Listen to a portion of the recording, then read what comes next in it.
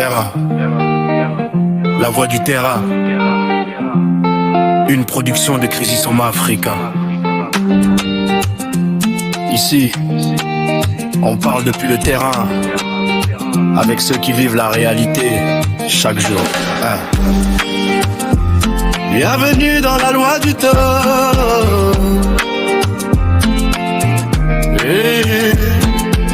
L'émission qui donne la parole là où elle est souvent confisquée. L'émission qui écoute avant de juger, qui analyse avant de conclure. Dans un pays où l'information circule vite, mais s'y vérifie lentement. La voix du terrain. Choisis la rigueur, le contexte et la vérité vécue. Sécurité, gouvernance, crise humanitaire, cohésion sociale, résilience des communautés. Nous allons au plus près des faits, au plus près des acteurs, au plus près des populations. Ici, les chiffres ont des visages, les décisions ont des conséquences, et les silences sont questionnés.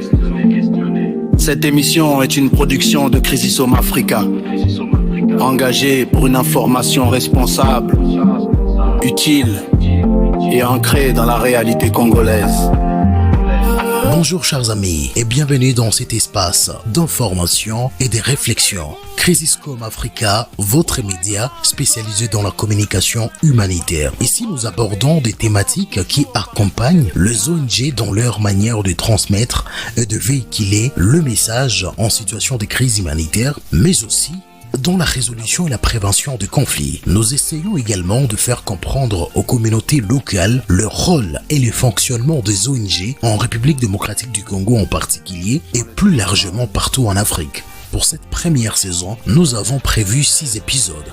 6 épisodes qui vont aborder les questions d'urgence liées à la communication des crises et surtout expliquer comment éviter à tout prix une mauvaise communication. Car, il faut les reconnaître, mal informé peut tuer. Nous sommes Crisisoma Africa, Tougoulo Jacques, c'est mon nom, la voix du terrain d'IRC, c'est votre émission et je vous souhaite une très bonne écoute. Chaque jour. Bienvenue dans la loi du temps.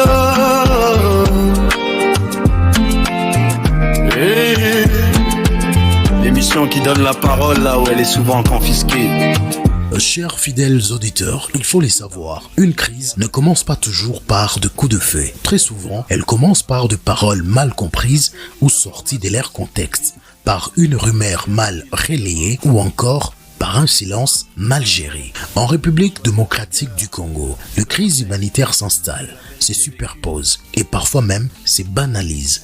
Pourtant, sur le terrain, il y a des femmes, des hommes et des organisations de la société civile et des ONG qui travaillent chaque jour pour prévenir le conflit, protéger les populations vulnérables et reconstruire la confiance entre les communautés locales. Cette émission est donc un espace pour vous aider à comprendre toutes ces réalités, vous expliquer le mécanisme souvent invisible, mettre en lumière le pratique qui protège les populations et donner du sens à l'action humanitaire au sein de la communauté locale. Parce que, il faut le dire clairement, informer c'est aussi protéger. Et en contexte humanitaire, bien communiquer, c'est déjà sauver des vies.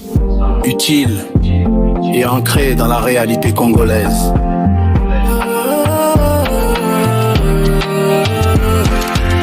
Installez-vous, ouvrez grand les oreilles, parce que comprendre le pays commence toujours par écouter le terrain.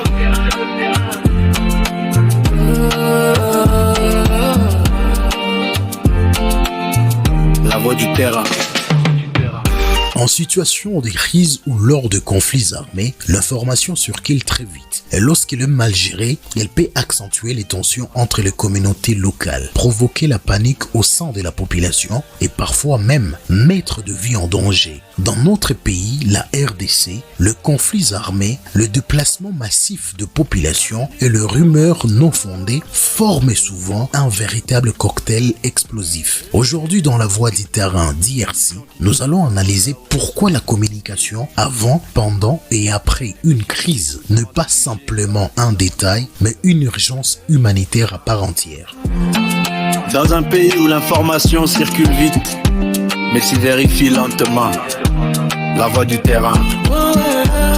Imaginez un village quelque part à l'est de la RDC. Un matin, une rumeur commence à circuler. On parle d'une attaque imminente d'un groupe armé. Pourtant, il ne s'agit que d'une rumeur, mais aucune communication officielle, disons, aucun communiqué officiel n'est adressé à la population pour démentir. Aucune voix des autorités locales ne s'élève pour éclairer l'opinion et aucun message clair des ONG ne vient apaiser les tensions qui commencent à s'installer. Résultat, les gens paniquent. Certaines, voire plusieurs familles commencent à plier bagages. Le marché et les activités commerciales se paralysent. La méfiance s'installe entre les communautés. Le voisin commence à se regarder de travers parce que la peur a pris le dessus. Et très vite, la rumeur devient plus forte que la vérité. Ces scénarios pourraient sembler inventés. Pourtant, ils ressemblent à ce que vivent de nombreuses communautés ici sur les terrains. Et cela nous amène à une question simple mais cruciale. Que se passe-t-il réellement lorsque ceux qui doivent informer tardent à parler? Vous connaissez la réponse. Quand les silences remplacent la communication, c'est la rumeur qui prend le micro et elle fait souvent plus de dégâts qu'on ne peut l'imaginer. En situation de crise, il faut le dire clairement. Les silences n'est jamais naître parce que lorsque on ne parle pas, quelqu'un d'autre parle à notre place et très souvent, ce sont les rumeurs.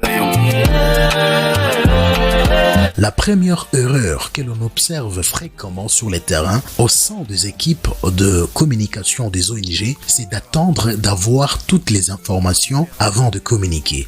Sauf que pendant qu'on vérifie, pendant qu'on valide, pendant qu'on hésite, la population, elle, cherche des réponses. Et lorsqu'il n'y a pas de réponse officielle, le vide est rapidement comblé par les spéculations, le message WhatsApp et toutes sortes d'informations non vérifiées.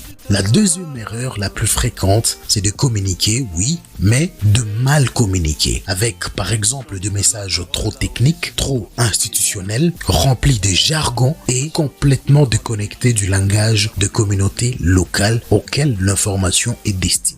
Au final, le constat est simple. Le message existe, mais personne ne le comprend, personne ne le croit et personne ne le relaie. Or, une bonne communication humanitaire n'est pas très compliquée. Elle repose sur 3 principes simples. D'abord, la rapidité. Mieux vaut un message partiel mais clair qu'un message parfait qui arrive trop tard.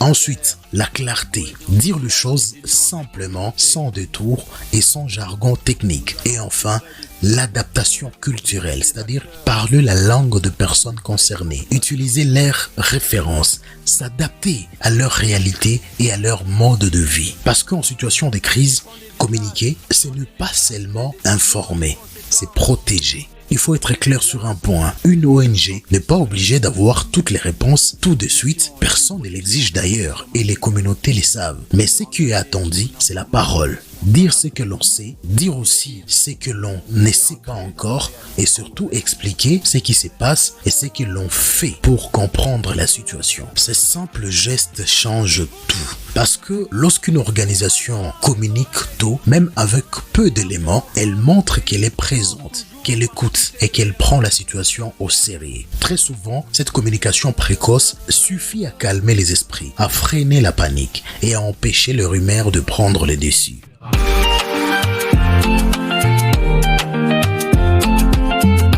La confiance communautaire ne se construit pas avec de communiqués parfaits, mais avec de la transparence, de l'honnêteté et de la constance. En communication humanitaire, parler tôt, parler vrai et parler simplement, c'est déjà agir.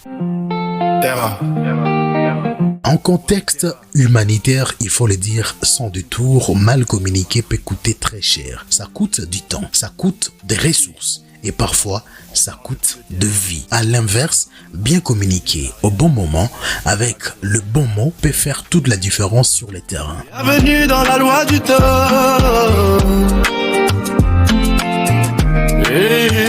Dans le prochain épisode, nous verrons comment les rumeurs naissent, pourquoi elles se propagent si vite et surtout comment les dénoncer avant qu'elles ne deviennent incontrôlables. Parce que en situation de crise, la parole peut être un risque, mais le silence l'est encore plus. Voilà, c'était La Voix du Terrain d'IRC, une production de Crisis comme Africa, votre espace d'information et de réflexion sur la communication en contexte humanitaire. Merci de nous avoir suivis. Merci à toutes celles et ceux qui œuvrent chaque jour au plus près des communautés. On se retrouve très bientôt pour un prochain épisode, toujours au cœur du terrain, toujours au plus près des réalités humanitaires. D'ici là, restons attentifs, restons responsables et surtout, restons à l'écoute. Tougoulou Jacques, c'est mon nom. Je vous remercie. Les décisions ont des conséquences et les silences sont questionnés. Cette émission est une production de Crisis Home Africa, engagée pour une information responsable, utile et ancrée dans la réalité congolaise.